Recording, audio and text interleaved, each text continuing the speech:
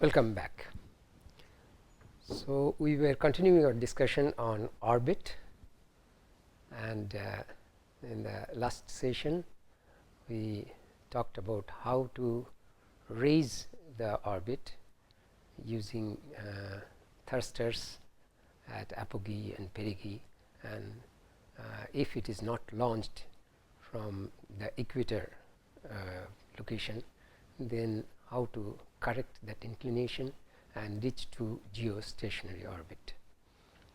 Now, at geostationary orbit also we have seen certain perturbation due to the other bodies and due to our assumptions which initially we have taken for orbit, and for that certain corrections are necessary. Orbital corrections are necessary on the satellite. For that we have to spend some fuel, and we have estimated that some fuel should be left, when the fuels are exhausted, the electronics may be live and will be communicating, it will disturb others, and the orbit will be slowly drifting in east west and north south. Therefore, it will have interference to other operating satellite. Therefore, it is deorbited, that is, it is put in a different orbit using that extra last amount of fuel, and that is the end of the satellite life. That is how we define, though the electronics of the satellites are not dead. Now, let us see at this geostationary orbit what are the effects that we have to consider for our communication. Let us look at this. Some of them I listed here, that is the effect on the communication system by variation in the range, that is the distance d from the observer, that is a station to the satellite. There is some effect on the solar eclipse, there is some effect on sun conjunction, some effect on Doppler, and many other. These four I have just picked up. Let us see each of them. Simple geometry. It is a circular orbit, 1000 kilometer orbit height, and there is a overhead pass. You can find that for a observer here, what will be the distance when the satellite is overhead or when the satellite is rising. Let us say it is rising, it is going in this direction. So, that means 0 degree inclination elevation or 90 degree elevation.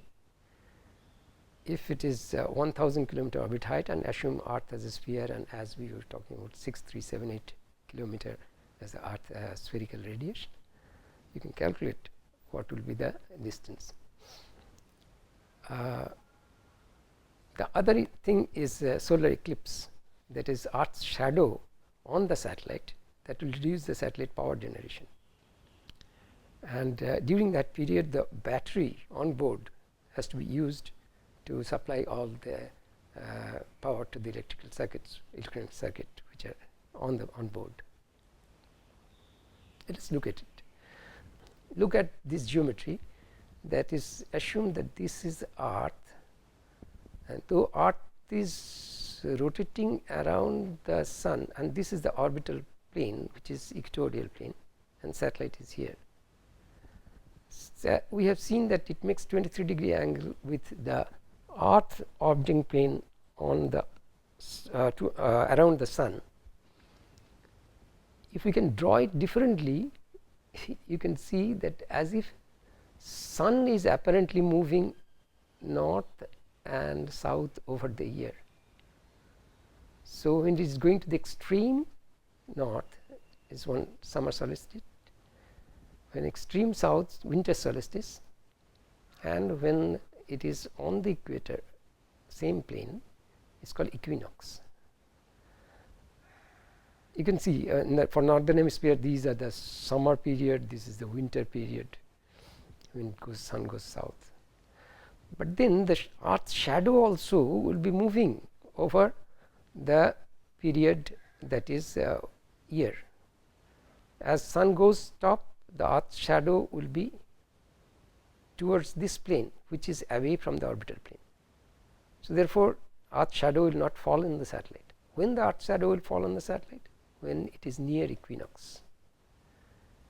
let us I have drawn another picture where the satellite is shown here, and this is the equatorial plane, and sun is come on the equinox, on the solstice, coming towards the equinox.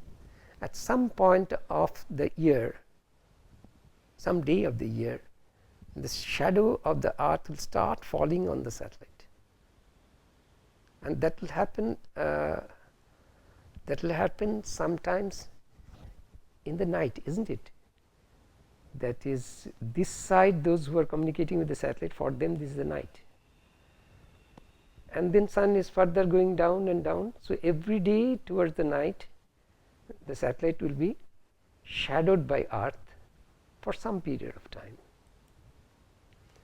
It has been seen that this eclipse period, the earth's shadow falling on the satellite, is 22 days before and 22 days after equinox, roughly. These are all rough numbers, and it happens end of February to mid-April during summer, and during winter the other direction. Also similar thing will happen August to mid-October, roughly. And at the middle of the time, sun shadow, earth shadow is fully covering the satellite at the mid of the night. And how long this duration? The shadow will remain on the satellite during the night, when the sun, earth center and the satellite are on the same line.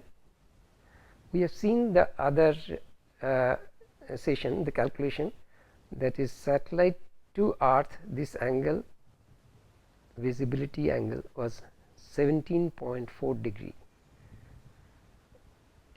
By this figure you can make out that the same, from the center of the earth, same 17.4 degree will cover from here to here, that is the shadowed period. So as the earth rotates, the satellite also rotates like this. So what is this duration? That is a fraction of 360 degree, 17.4 degree fraction of 360 degree. So maximum duration of the eclipse is 17.4 by 360, and the earth is revolving one-sided real day 86164 seconds. In terms of minute, it will be roughly about 70 minutes. So for 70 minutes period in the night of during those days, when the sun earth shadow fully falls on the satellite, this is the duration during which the satellite will not get sun, and its solar panels will not get will not be able to generate electricity. During this period, it has to operate on battery. So power system of the satellite will come into picture. The other side, that is when the daytime, the sun is behind the satellite. Just imagine, this was, earth was between satellite and the sun, and in the daytime, in the same period of the year, the sun conjunction takes place, which is that local day, sun comes behind the satellite, and the receiver station gets a very wideband microwave noise which is generated by the sun, in addition to the signal generated by the satellite. So that noise will bury the signal. This sun noise temperature is roughly about 6000 K to 10,000 K, rough numbers. The signal gets buried in the noise. Now this can be calculated how much it is, and during that time the link will be out. What is the time? It is the relative movement, that is east-west movement of sun is 360 degree by 24 hours 60 minutes, which is 0.25 degree per minute, as if sun is moving, actually earth is moving.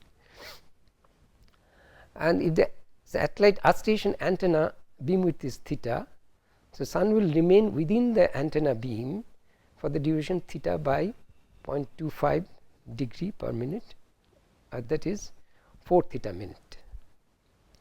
And the temperature is expressed in a formula like this, that is delta T is equal to P and eta and Ts and ds square each is explained like P is a polarization factor. This is a new terminology, polarization. Those who are familiar with the RF, they will know what is polarization. Is the electric field vector, and since it is generated in randomly and antenna is pointing to one particular electric field vector, this is assumed that 0.5 value is taken. It may not be aligned with the noise which is coming, so a 0.5 value is taken. Eta is the efficiency of the antenna, and Ts is the temperature of the sun, which is depending on different frequency. Roughly a model is given 0.12 into the power 6 f to the power minus 0.75, where f is in gigahertz, and ds is the equivalent sun disk with respect to antenna beam width theta, that is ds is 0.48 by theta for theta is equal to greater than 0.48 degree, and 1 for theta equal to less than 0.48 degree. These are some rough numbers. So, on this basis some calculation of the temperature can be made.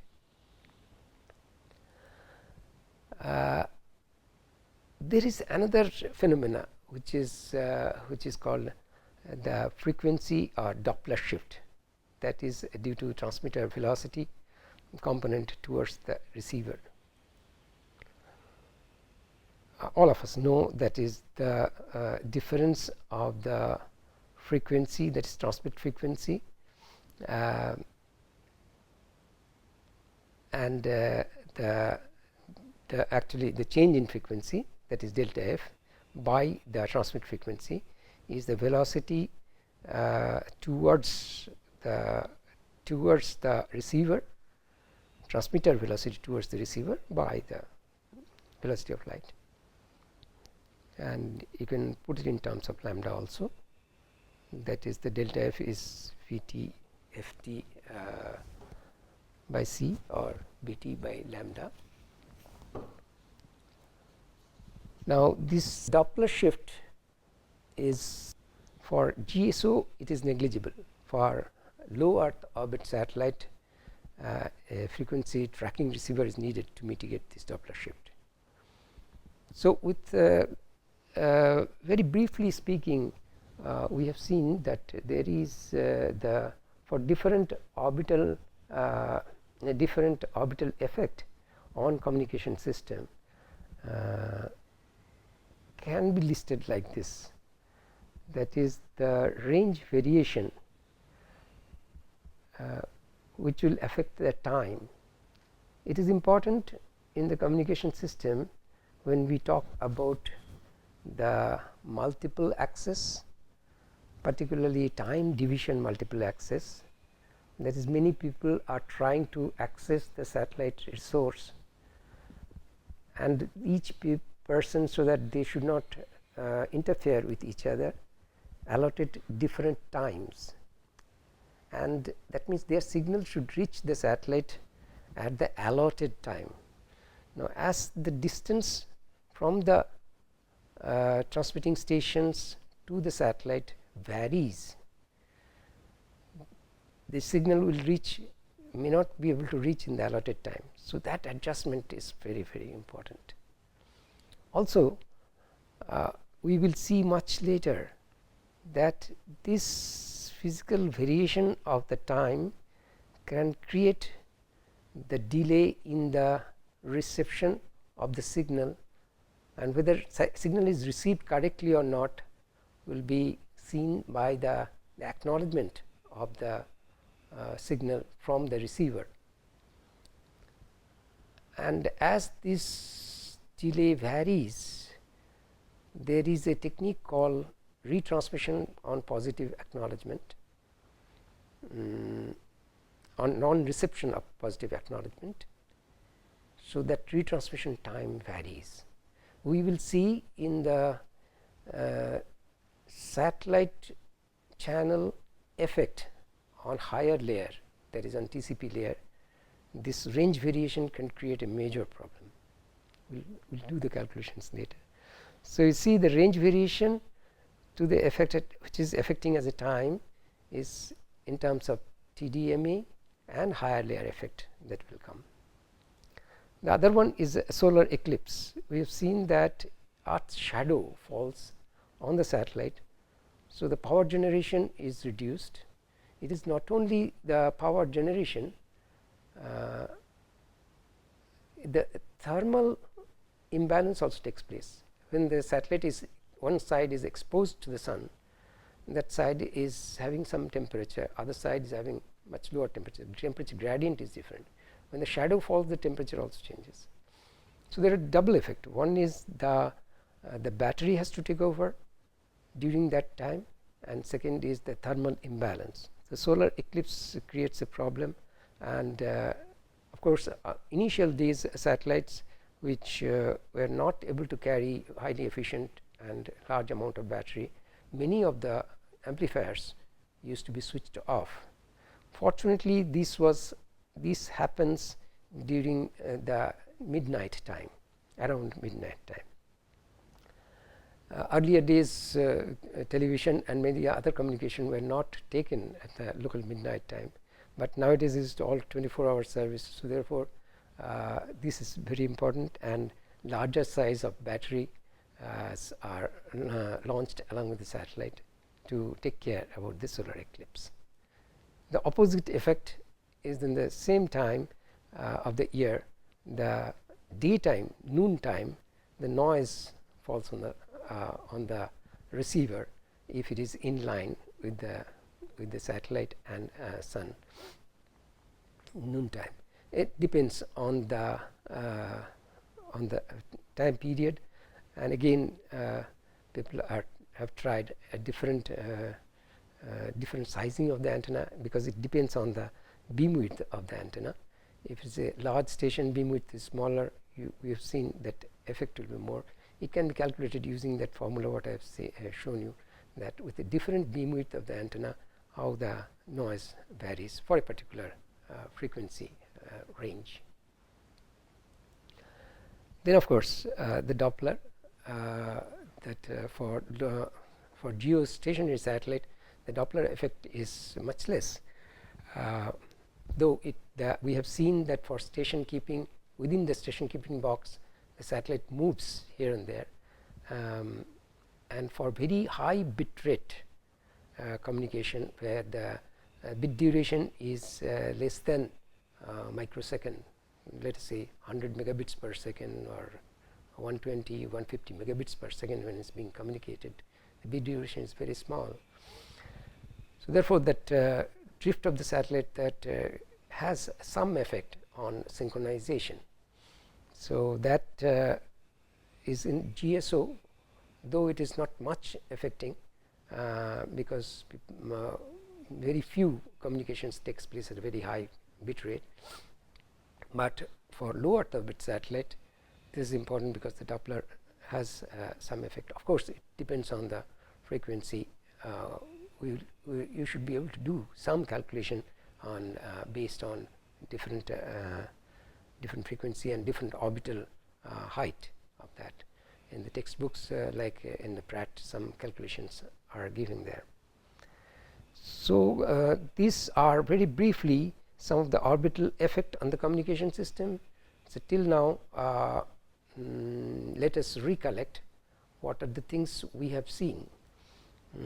What was covered is, from the beginning in these 4 sessions, we have covered the orbital period, the velocity and the orbit, height, their relations in the circular orbit, in the elliptical orbit, and also how to find the location of the satellite, and based on the very commonly used term for geosynchronous satellite, defining the latitude longitude as a sub-satellite point as the satellite location, though in the actual coordinate it will be much different.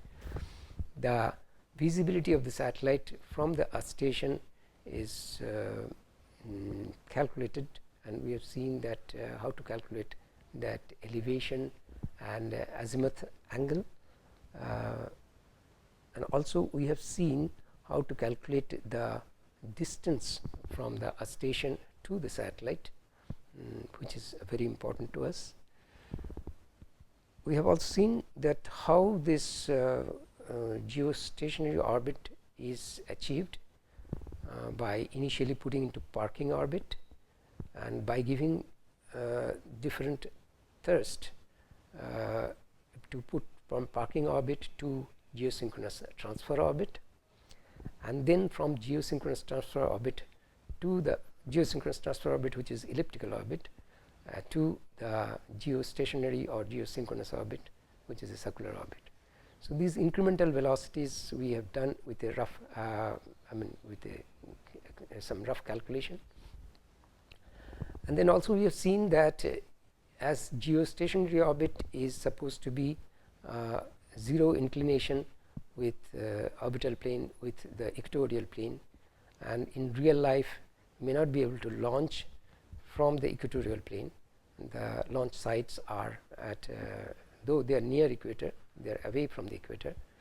So this launch latitude and their elevation azimuth angle of the launch, these are related to put into different inclination of the satellite orbit, and how to correct that inclination to the geostationary orbit inclination. That expression we have derived, and we have seen that. Then subsequently we have seen what are the different perturbation that takes place in the geostationary orbit particularly, and low Earth orbit in some cases. That is basis of the assumption what we had initially, the Earth is a sphere and there is no other body around, and forces acting are on them except Earth and satellite, nothing else is there. Though in real life Earth is not sphere, its density is not same, and it has a different gravitational force at different location. So therefore certain stable and unstable points are there in the geostationary orbit, and the effect of this perturbation, any perturbation on the geostationary orbit, will drift the satellite in east-west direction, which needs to be corrected. Similarly, Sun and the Moon is also not in line with the Earth equatorial plane where geostationary satellites are put. So therefore the gravitational force acting on the satellite by Moon and Sun varies depending on the day, on the particular time. Therefore the effect of that on the geostationary orbit is northward or southward pull of the satellite. So this is called north-south movement, and these perturbation is to be corrected. Otherwise many satellites are possible to be placed in geostationary orbit, which will start drifting and the signals will start interfering. Remember that they may not physically collide because the distances there are very large in kilometers and satellite size is very small, few meters square, but the signals will collide. So therefore there will be a lot of interference. To avoid the interference, the international bodies like International Telecommunication Union, they have defined that satellites to be kept within a particular area, a particular volume, which is called station keeping box. Brief description of the station keeping box for different frequencies are given. Why different frequencies? At different frequencies different lambda will be there. So it's given in terms of angles. You can calculate the distances of that, but these are very approximate. And the operators, satellite operators, they try to keep the satellite within the station keeping box for that particular satellite, allotted satellite. And for that they have to, based on east-west and north-south movement of the satellite, they correct by firing from the opposite direction the thrusters, and keep the satellite within that. And if the satellite is in the low Earth orbit, then there will be a lot of perturbation on the satellite because of the atmospheric drag. I forgot to mention that there is a solar radiation pressure that comes on the satellite. In addition to the generation of the electricity, it provide the pressure on the surface which is facing to the sun, particularly the larger surface which is solar panel. So because of that there are some movement, and we will see during the spacecraft discussion, the solar panels are north-south oriented with respect to Earth. So therefore, it's a north-south tilt will be there, and that also has to be corrected. For low Earth orbit satellite, the atmosphere will start affecting, though the satellites are not orbited in dense atmosphere, that is roughly about 800 kilometer. So satellites are kept normally at higher than that, that is 1000 kilometer. But lower orbit satellites lower than that can create heat over the satellite and on the satellite, and it may burn. So therefore, this atmospheric drag change the satellite orbit height, and slowly it drifts down.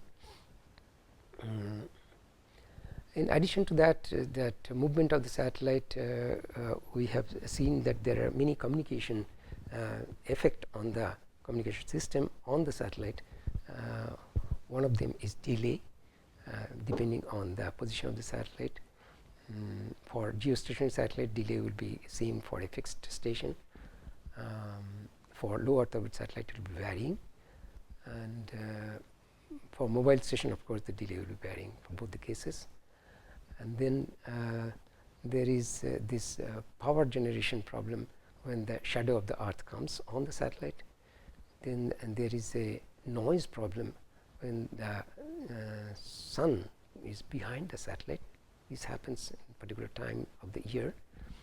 And of course, for low Earth orbit satellite, because of its movement speed with respect to the observer or the user on the Earth, there will be some Doppler effect, and that has to be corrected for our communication system. So these are briefly we have talked about during our orbit topics. In the books, referred books like Pratt and Marral and many others are there, where orbital much more details are there, derivations are available, you can go through there. Our interest is to is for you to know the knowledge of the communication system effect on the orbit. With this, we close this particular topic, and we'll go into next session into the space segment, what is there inside the satellite, that we'll discuss, and mostly we'll concentrate on the communication part of the space segment. Thank you very much for listening. We'll give you some assignments, and based on whatever we have discussed here, you use your intelligence and try to answer those assignments. Thank you very much.